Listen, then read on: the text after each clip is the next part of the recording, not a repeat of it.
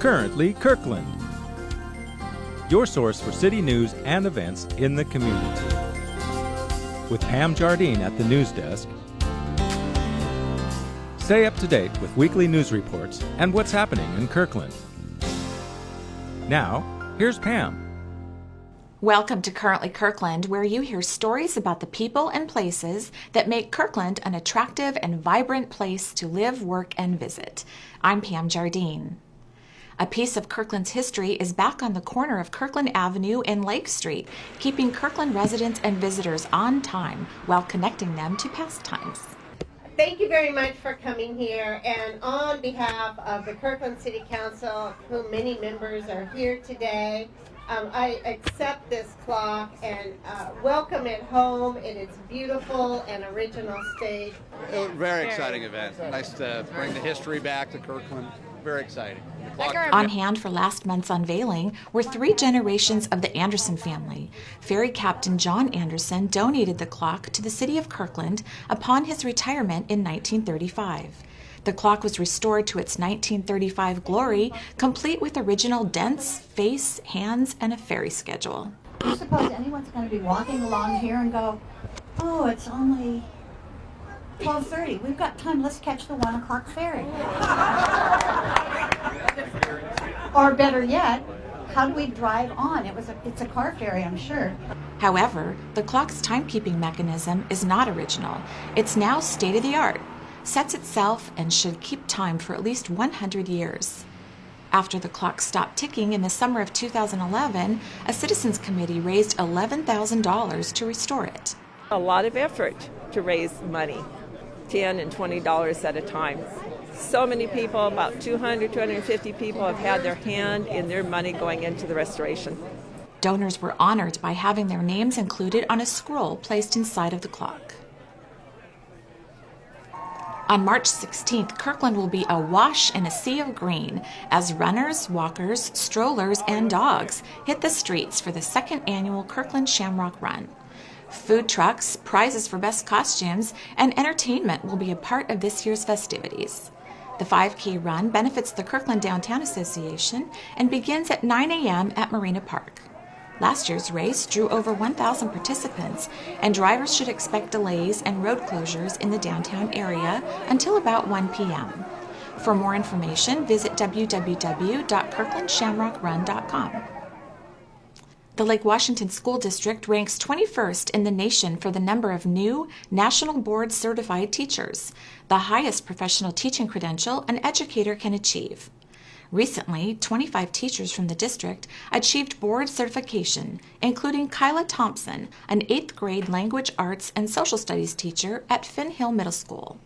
Kyla's journey began by spending 3 days at her family's cabin, just reading through 500 pages of instructions. A lot of it is how do you put all of those things together and make sure that you've been accurate? How do you know when students are learning and what are you going to do if they don't?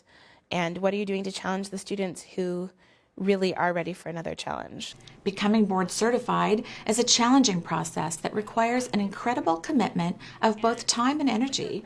It left little room for anything else in Kyla's life, but she was in good company. I was really fortunate. I did the whole process at the same time as my aunt, who's also a librarian in the district. And so we went down together and did our tests on the same day. So we were able to then celebrate after that as well, which was really nice. Kyla spent over 250 hours building her portfolio of work to show mastery of 16 standards in her subject area and level of teaching.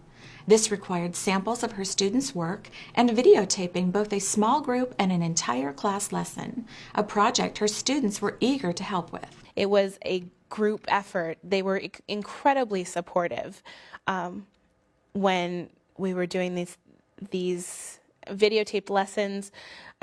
They volunteered to write their lines of what they should say in the videotaped lesson. That's not the way it works. I want a real answer. I want a real conversation. The process also gave her students a different perspective on teachers. The idea that teachers are people too, and we're still learning, we're still honing what we're doing and trying to be better, and that I was working on my own writing while they were working on theirs. There was a degree of empathy that I had last year that as I went through the process that has been really unique. Kyla submitted her portfolio last March and took the required tests in May to assess her knowledge of her teaching subjects. Then the waiting began. Finally, in November, Kyla learned both she and her aunt had achieved board certification. That we both passed and we'd gone through that together was really cool. Despite the intense process, Kyla encourages other teachers to pursue national board certification.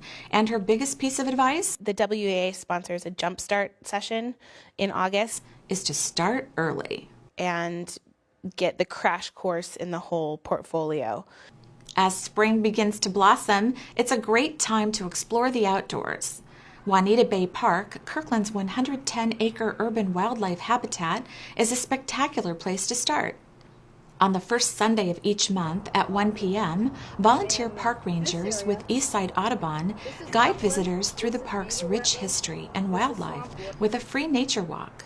The family-friendly walks happen rain or shine.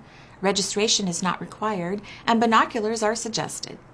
For more information, to download a park wildlife guide, or to learn about bird walks also offered in the park, go to the city's website and in the search bar type Juanita Bay Park or visit eastsideaudubon.org. Thank you for watching Currently Kirkland. Remember, you can watch us on demand on the city's website, on your mobile devices, and on YouTube. If you have any news tips, suggestions, or comments, please send them to kirklandtv@kirklandwa.gov. We'd love to hear from you.